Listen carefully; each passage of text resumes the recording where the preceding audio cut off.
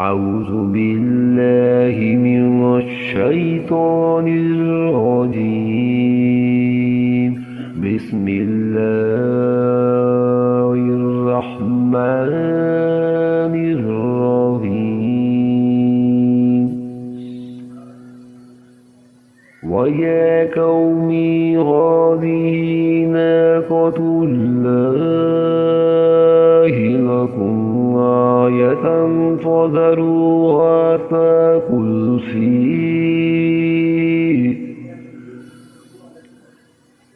تأكل في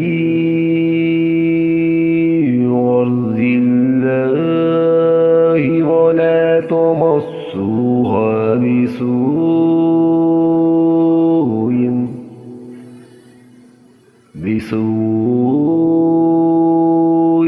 فيأخذكم عذاب قريب। और ऐ मेरी कौम वालों, ये अल्लाह की भेजी हुई ऊँटनी है जो तुम्हारे लिए एक मौजज़ा है।